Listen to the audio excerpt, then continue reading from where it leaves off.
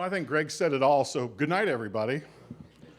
Yeah, it's been a fun ride, and today we're going to talk about translators, and I want to thank the panel that we heard to start today. They really brought up some thorny issues about translators. So I think what we're going to cover today is pertinent. You may know some of this, you probably don't know all of it. There's a lot of ins and outs about the rules and regulations. We're going to kind of dive into that. Let's start with a little history. So translators for FM created in 1970 to allow FM stations to provide service to areas where their signals didn't get in. Think, between mountains and terrain barriers, things like that.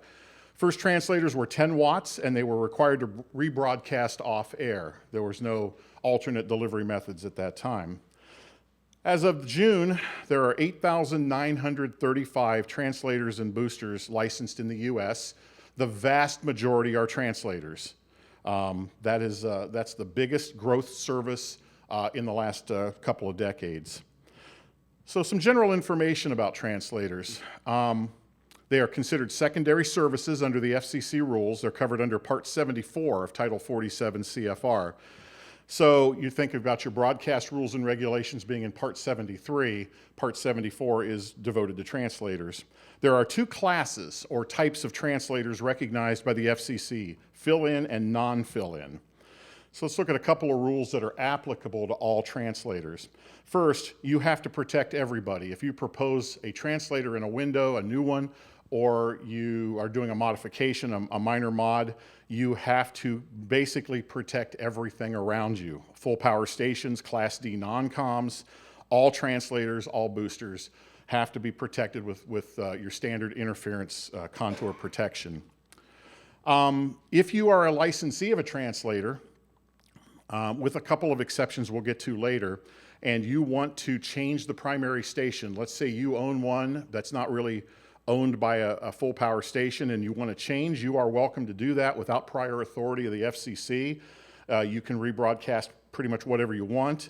However, you have to get the written permission of the owner of the primary station. You can't simply say, I like WNCI, I'm going to rebroadcast it. Greg, can I do that? Thank you. Let's take a look at a couple things with non-fill-in. I want to start with it because I'm going to spend the majority of my time talking about fill-in translators today. So a non-fill-in can be either commercial or non-commercial. However, if you're a commercial full power station operator, you cannot own a non-fill-in translator outside of your service contour. You cannot provide direct or indirect support. In other words, you can't lease it and you can't provide equipment. Non-commercial operators, a little different. They can own and operate non-fill-in translators. Think of Moody or BBN, the big station operators that may have a translator 2 states away that they feed by satellite. We used to call those satellators. I'm not sure if that's still a term or not, but they are, you say, how can they do that? Well, it's in the rules that they can. Also for non-fill-in, this is a loophole in the rules. So let's say there is a translator operator, somebody has a license for Zanesville, and they call WNCI, and they say, I love your station. I'd love to put it on in Zanesville because we don't have anything like it, so can we do that? And you say, yeah, you can do that. They give them permission. They could send Greg to Zanesville to help set it up, get it running, maintain it. What Greg can't do is take a transmitter out of his trunk and give it to them. Greg can't take compensation separately, neither can the primary. If it's outside your primary contour, this is the only exception, and that is called technical support. So Greg may say, I'm too busy to do that. Hire a contractor and do it, and then iHeart could pay for that theoretically. So let's spend some time on non-fill-in translators. So the rules are much looser for non-fill-in, much more friendly, for fill-in. Let me start with this. So if you have a commercial non-fill-in translator, the only way you can feed it is over the air. Unless you applied for a white area exemption, that's an area that you can't pick up the FM signal for whatever reason, but you have to do that at the time of CP. Now let's talk fill-in. You can rebroadcast FM, AM, or HD channels, and it's just what is described. You're filling in on the inside of your circle. So you have a station and you want to fill in a dead spot or a terrain block, or you have in the case of an HD or an AM, you're filling that coverage in. The idea is it has to fit within that contour. These can be owned by the licensee, as we do, or you can, if somebody has one and they say, hey, I'll lease it to you, you're allowed to do that. You can pay for everything. You can buy the equipment, you can send your engineer, and you can also pay rent, whatever you work out on a lease. So as I said, it has to fit within the whole. So in general, for these classes, A through the C's, and then the non-commercial B, B1, and D's, it's the 60 dBu contour or the 1 millivolt. Your 1 millivolt of the translator cannot exceed the 1 millivolt contour of the primary FM station. That also goes for the HD coverage as well. It uses the primary station's FM signal contour.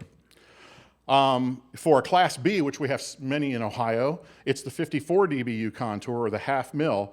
And in this case, your half mil of the translator can't exceed the half mil of the Class B. And for B1s, it's the 57.7 millivolt contour. And again, that's where a good consulting engineer with the right design of the translator can really drop them in nicely. For AM, it's, this rule changed about 10 years ago or so. They allowed the greater of two contours. You can either do a 25-mile radius of your AM station, or you can use the 2 millivolt contour. So if you're a 500-watt AM in Ohio and you have a 2 mil contour of about 20 miles, you can use the 25-mile circle. If you're a reasonably low band AM with maybe 5 kilowatts or more, you may have 40 miles or more of contour in that 2 millivolt. You can push those translators all the way out. And again, this is the 60 dBu contour of the translator. And this is a common misconception because it says, well, you can't go farther than 25 from your AM. No, the 1 mil has to stop at that point. But everybody knows in mobile coverage, you can go down to about 1/4 of a millivolt very cleanly if you don't have anything interfering with it. So it really gives you some power with an AM station. Non-commercial educational FM translator, commonly owned, may deliver their signal to that translator by any means, including that satellite delivery again. However, if you're a commercial fill-in translator, you can use everything but satellite. Don't ask me why, I didn't make the rules, but satellite delivery is prohibited. But why? But wait, there's more. The requirements also apply for non-commercial educational translators in the low band that are not commonly owned. So if you're leasing a translator to a university for a primary station, satellite delivery is prohibited, and also void in Tennessee and other states where contests are not allowed. So first myth I want to bust, translators cannot exceed 100 feet HAAT. Well, as with all myths and kind of half knowledge, there's a little truth in this, but not much. So if it's a fill-in translator, the FCC does not have a specification for height above average terrain. So the only thing it says in 74-1235 is they will not accept a fill-in translator application that exceeds 250 watts. There is no consideration for height, and indeed many translators are well above 100 feet. I've got one operating at about 350 feet above average terrain that is just 20 miles of coverage. It's fantastic. So a lot of people, again, you must be illegal. You're covering way too much. Love that, absolutely. It's like, no, you can come look, it's all legal. Non-fill-ins are another story altogether. Now you get into height restrictions. You have to calculate your MERP, your maximum effective radiated power. So at the site for the antenna, you have to do your 12 radials to do your HAAT calculation, and then you use the charts. And here east of the Mississippi River, you can see when you get above 104 feet, you start throttling back your effective radiated power all the way down to 459 feet where you're allowed a blistering 10 watts. West of the Mississippi, a little more liberal. You can go up to about 350 and keep your 250 watts. And then it scales up, of course. At 541 meters, it's down to 10 watts. Another myth, translators that rebroadcast AM stations cannot add RDS because the AM signal doesn't have it. Reality is, and I've asked the FCC this at the NAB show, I said, what about RDS? And they said, what about it? There are no rules or regulations at all that prohibit you or restrict your RDS on translators. Another myth, they have to identify it every hour along with the main legal ID. And there's so much confusion about identifying a translator. So here's what the rules say. You can arrange with the primary station to do it over the air. This is WLOH and W257EQ, Lancaster, Logan, whatever. But I don't recommend that. But if you do, you only have to do it 3 times a day, between 7 and 9 in the morning, and in a 10-minute window between 12:55 and 1:05, and again between 4 and 6. And if for some reason you're not on the air before 9 o'clock, you do it when you sign the station on. And that's it, 3 times a day over the air. You don't need to do it every hour. However, there is a way better way to do this. Considering I have 4 in my network, I would just get one set of IDs done. The hour would be up, I'd have to go start them again. So there's a better way, and that's Morse code. And I'm not talking about transmitting dots and dashes over the air, because the regulations are pretty good about this. You can use FSK, frequency shift keying. That's basically where your transmitter frequency shifts your main carrier by 5 to 25 kilohertz. And most of the kilowatt or less transmitters manufactured today have the FSK keyer built right into them. Pretty easy to do. They also the rules allow AM modulating of the FM carrier with an audio tone. I don't know anybody doing that, and I don't know any manufacturer that does that. FSK is the way to go. This is one of my translators. This is Circleville 101.9. And if you look, you can see I've set the FSK to do every hour and send those alphabet soup call letters as Morse code, because all I want on my station is my station identifiers, which is the wolf. I don't want all that gobbledygook on the air. I certainly think that the program director in me says avoid alphabet soup. And FSK means you never have to say those dirty little words. I love you. No, wait. Call letters and location over the air. You certainly don't have to do this. I don't know why anybody would put this on an RDS display after that nice thing about how the NAB is working with you to guide you on metadata, right? Why would you do this? Can you imagine somebody in a promo going, I listen to Translator, W270CI, it's the best. Why the heck would you do that? If you know, and this station is in Ohio, and I don't want to pick on them, but I see this, I'm like, okay, that was an engineer that set that up. I'm an engineer myself, but engineers should not be setting up RDS. That's a programming decision. Here's a little rule, just keep in mind if you're leasing and you don't actually directly own or control your translators. There's a rule that says you have to keep the information on who owns it, and then a reliable contact information in your file. It says the FM station's file, not the public inspection file, just a file. So that if the FCC has to shut that translator down or contact the owner because of an interference problem, they're going to listen to the over-the-air and probably say, oh, okay, let me go to them. So just make sure that if you're leasing a translator, you have that written down somewhere where anybody can access it in your station. Can a translator originate programming different from a station being rebroadcast? Well, there are 2 instances where this is allowed. One is for fundraising. A lot of non-commercials want to do their underwriting, and so you can break away 30 seconds each hour, and you can do it in increments. You can do 15 or 10-second announcements, thanking your underwriters and supporters or soliciting it. Keep us on the air. Make a donation now. Go to whatever.com. So you are allowed to do 30 seconds of breakaway each hour. And the other, and I know Greg being the EAS guru that he is, Mr. EAS in Ohio, hello, sir. This is one that I think is extremely important. If you have a translator that is not, it's maybe out a bit, it may cross a geographic boundary where you are, in a different service area for EAS. Or you might have a chemical plant or a nuke plant within the boundary of that translator, something that would provide, could be an imminent danger. You're in Tornado Alley, whatever it is. You are allowed to set up a separate emergency broadcast or separate system or separate messaging to cover that area exclusively, so that if for example, Circleville, I needed to do something separate, I could set up my own EAS on that and break away and do it. FCC is pretty liberal on this. They say, you know, no longer than or more frequent than necessary to protect life and property. So you're kind of at your own discretion as to what is considered frequent or long. I will say this, a high school football game is not an emergency. It's not life-threatening. Yeah, so that would not fly.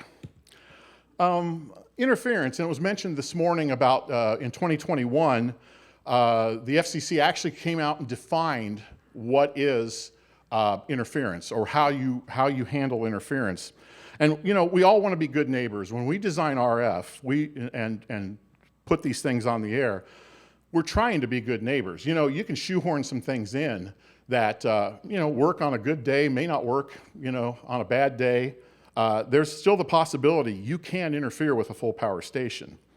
So in 2021, they amended Section 74-1203, and I'll just give you some highlights. First of all, they defined the primary station's protected contour for interference as 45 dBu, or 177 microvolts. So if it's outside the 45 contour, no dice. But if it's inside that contour, you may have recourse. It used to be one complaint would shut you down. You get one valid complaint, they could go to the FCC and say, hey, they're interfering with me, shut them down. And it could happen. So, you know, a lot of us have invested a lot of money and time and effort into serving our communities with translators. We wanted some protection from that. So they came up with a chart, and basically you have to have a minimum number of complaints before you can, it would be considered a valid actionable item. So as you can see, in the small markets, it's 6. For LPs, which do get same protection, if you do something new and you cause interference, they need 3 if it's just a small population. But you can see that if you're in the Columbus metropolitan area, for example, your 45 dBu contour on a big Class B might be 2 million people. Let's use 1.5 to 1.99. You would need 20 legitimate interference complaints before the FCC would even look at it. Now, this is important. It cannot be check yes on this box that you're receiving interference. They're going to look at it pretty tightly and make sure that you're not sending a form letter out that somebody signs. They're going to take a good look and make sure they're legitimate interference complaints. Here's the other requirements. I'm going to skip to number 4 here because I think this needs to be said first. You do not call the FCC or file a complaint with the FCC until you've made what they call commercially reasonable efforts to talk to the translator licensee and work it out. If you get a go pound sand response, you need to document that. You need to show that you reached out, that you tried your best to resolve the complaint before it goes to the FCC. Then you're going to need a map showing your 45 contour and where that interference is within that 45 dBu contour. You're also going to need a statement that says that you're operating within your license parameters, and be very, very careful here. Because if you say, I'm operating at full power, my modulation is not exceeding 100 whatever percent. If you're running RDS, it's a little more. My HD side bands are where they are supposed to be. I'm doing everything. And you send that to the FCC, and they come out and say, well, let's just check. And you're not operating, you have lied to the FCC, and that is a cardinal no-no. So please, before you make a statement like, yeah, we're doing fine, make sure you don't have a bay burned out, that your VISWAR went up, but you hadn't had time to investigate it because you lost a bay in a lightning storm. That's not operating within licensed parameters. So just make sure your nose is squeaky clean before you do any kind of complaint. This will involve a consulting engineer or somebody that has a field strength meter, maybe a spectrum analyzer, and that is you're going to have to show the desired to undesired ratios of that translator are exceeding what should be in that contour. In other words, I put up a directional, but the directional doesn't work. Well, okay, it might be hotter than you think. You have to prove that. The burden of proof is on the full power station. Talk a little bit about my specific situation. As Greg mentioned, we've owned WLOH in Lancaster now for many years. As of 1998, we're the only commercial radio station left in Lancaster. Lancaster is 25 miles south of here. It is a city of 41,000, a zip code of 65,000, in a county of 166,000. And we were the only radio station, an AM daytimer essentially, left to serve the local community. Everything else had gone to greener pastures in Columbus. So in 2007, the FCC issued a notice of proposed rulemaking, MM 07172, to allow AMs to operate FM translators as fill-ins. My one claim to fame with the FCC, when they issued the rulemaking, there were our comments, Mark and Arlene Bohach. I am part of the official record for the AM translator movement, and I'm very proud of that. I remember exactly what I said in my comments. I said, it's Friday night in October, and we've got the high school football game on. And come the middle of the second quarter, my transmitter drops to 16 watts and 85% of my audience goes away. And then I get the complaint calls. Hey man, I'm listening to the game, I can't hear it. Wouldn't it be great if we had a translator and we'd be able to actually properly cover our community? And they bought that. Can you believe it? I was just blown away. It's like, yeah, Bohach's right about that. So October 1st of 09, MM 07172 became official. We started the search for available translator licenses. Again, they didn't say, oh, you can apply for a new translator. No, what they said was, if you can find one and make it fit and buy it, we'll let you use it. So we were fortunate. We found one that was operating about 10 miles south of Lancaster at 19 watts, serving some cows and some corn. And we were able to purchase it, and it became our first translator. And what I thought was going to be our only translator, when we got it on the air, we were happy as pigs, and you know what? We thought, oh, this is great, we're done, we're cooking with gas. The next year, we got an offer. There was a translator license down in Logan, Ohio, which is about 20 miles farther south, about 18 to 20. And it's like, hey, we got 2 months to get this thing back on the air, you interested? So I did some quick work and said, yeah, we'll buy it. And we were able to get it on about a week before that 12-month window. 10 minutes? Excellent. Then came AM revitalization, or as I call it, the great translator land rush. So 3 special windows created by the FCC. The first one allowed a 250-mile move-in. You find a translator, you can move it 250 miles. And then 2 windows to allow new applications. And again, as I said, under the old rules, it was very difficult. In many AM stations, there were just no translators to be had. So the window opened up, or was going to open up, and so I asked our FCC attorney, I said, well, what about us? We have 2, but we got them the old-fashioned way. We followed the rules and did everything we were supposed to. And I said, are we allowed to apply for another one? And the answer was, yeah, sure, go for it. So we applied for what is now 102.9 in New Lexington. Somerset, New Lexington, it's kind of between the two, and we serve both communities. But this one had the catch, and that is, when we looked at the license, it said, this license cannot be transferred. For the life, in perpetuity, it must remain with WLOH. If you sell WLOH, you can transfer this license, but that's all you can do. Anything else, it's gone. You cannot, it's limited. What they didn't want was, because they saw this with the 4-year rule with the 250-mile move-ins, people were keeping them, and then with the plan to spin them to something else. And the whole idea was, hey, let's help AM stations. So in 2018, we put that on, and there it is. It's the legal wording about conjunction and conjunction, junction, what's your function, all that stuff. So we're rolling along with now on 3 FM channels when Spirit Communications, anybody here from Radio U? Good, I can talk about them. They decided to sell off 3 of their translators around Ohio, including one in Chillicothe, which was on 91.1. So this is where I brought my engineering consultant guru friend Bert Goldman into the situation. Hey, Bert.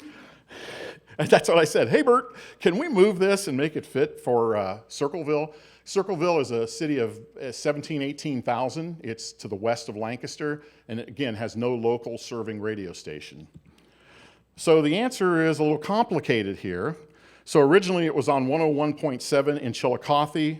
Radio U flipped it so they could feed it via the internet as opposed to over the air, because remember, non-fill-in translators had to be fed by over the air. So the question we had to ask our lawyer was, can we flip this back?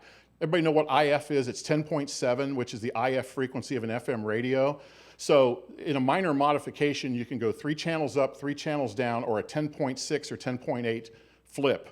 So there's 5 available frequencies you can use when you do a minor modification on a translator. The answer, the FCC was like, yeah, we can do that. Since the translator was originally in the commercial band, they said that they would allow an IF flip to 101.9 and consider it a minor change. So we bought the license. Took us a year to get everything ready and going. But last year, Circleville 101.9 was granted, and we put it on the air. And now we have 4. So this is a Google Earth kind of depiction of what 25 miles from our AM transmitter site looks like. And so obviously Lancaster's in the center. There's no mileage worry there. New Lexington on the east, Circleville on the west, and then down towards Logan. You can see the 25-mile actually reaches to Nelsonville, Ohio.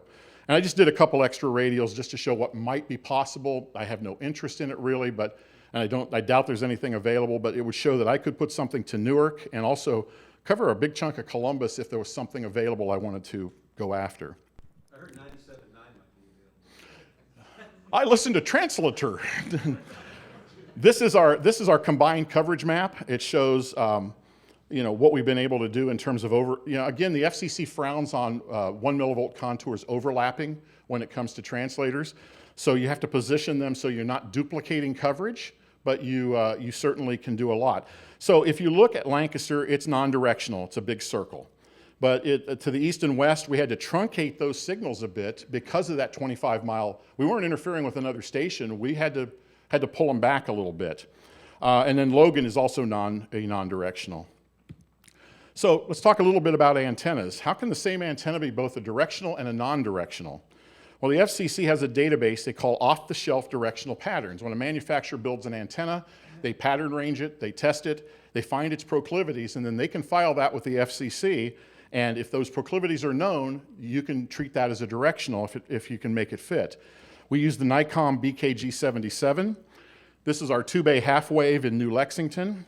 There is nothing special about it. There's no special tuning forks or directors, nothing. It's just an out-of-the-box, off-the-shelf antenna. But because it's registered and known, we're able to say we're going to orient it at 265 degrees, which is going to put the back half of the pattern to the east where we need to truncate that 1 millivolt contour. And the FCC says, yeah, that should work just fine. And as you can see, let me go back to the coverage map. You can see it sucks into the east there and literally lays that 1 millivolt contour right into where it needs to be. Same to the west. That's a directional going the other way, and you can see if you look back, let me go back to the Google here. You can see at Circleville, the yellow line, we're allowed the 1 mil contour maybe 2-3 miles to the west of Circleville. And you can see Bert Goldman dropped that baby right in there. It's absolutely beautiful. So that's an off-the-shelf directional. Same antenna in Lancaster is a non-directional license. There's nothing different about it other than I'm allowed to orient it any direction I want. We'll do questions in a second. With the addition of the 4th translator, too, I'm going to bring Matt Levin up here because we introduced the STX world, and this is now my STL. So I'm going to let Matt spend a couple minutes talking here. So one of the challenges we tried to solve here when Mark and I had a discussion about this was, I don't want to have to go keep buying processors and STLs for all this. How do I get the same uniform sound, RDS, all that stuff across all the translators? And obviously, buying all those pieces individually can get pretty expensive. And I said, well, hey, there's this new codec called MicroMPX. If we do MicroMPX from your studio, you can send the exact same full composite signal to every single one of your translators. You shut the processing at one location, boom, that's how it sounds everywhere. So we got a demo of ST Extreme for him. He demoed it. We worked on a preset that he really liked, and I told him about these little Raspberry Pis that I had built for some other customers I'd worked with, and built some of these for him and sent these at all of his translator sites, and boom. He's got the XT Extreme at his studio. We're able to tweak it as he wanted as we were adding the translators. And if he wants to add more, we just keep getting more of these, and it's done and set. So that technology, and with the ST Extreme, it's actually the micro MPX encoding is all built in. The RDS encoding is built in. And the Nielsen PPM that he's got up on the slide is now built in. So we're waiting on a couple things, and then we're going to implement the Nielsen PPM encoding again on the ST Extreme. So no separate boxes for that stuff. So it really makes this whole process very easy to implement and build upon and make more of. So. Thank you, Matt. And by the way, the whole system, and again, I got special family pricing, of course. I have about 10 to 11,000 in the whole system with the STX. But think about it, it's your processing, STL, RDS encoder, watermarking, and with a simple device at each tower site, you're good to go. We are out of time. Very quickly, we have 1 minute for questions. Yes, sir. Well, a comment on the directional antenna, which is very recently I saw something where the FCC is looking more carefully at these installations and wanting you to do the same thing you do with a full power directional surveyor and all that type of thing. Yeah, Something to be aware of. it's something to be aware of, and you heard it this morning if you were in the regulatory session. They're looking at this stuff. So and again, I had my tower guy, we did the Google, and I said, you're gonna shoot it over that particular building, and yeah, better to comply now and just be done with it than to have somebody say, yeah, you got way more signal over here than you're supposed to have. Any other questions, very quickly? One more comment on the BK77, which I ran into. We have one sitting in my garage because of all things, a buzzard ran into it. The clamp on it needs some reinforcement. Very good. It also needed lock washers. The first ones they sent out didn't have lock washers either. So we went to Granger and got those. Any other questions? Okay, thank you. You have been a lovely audience.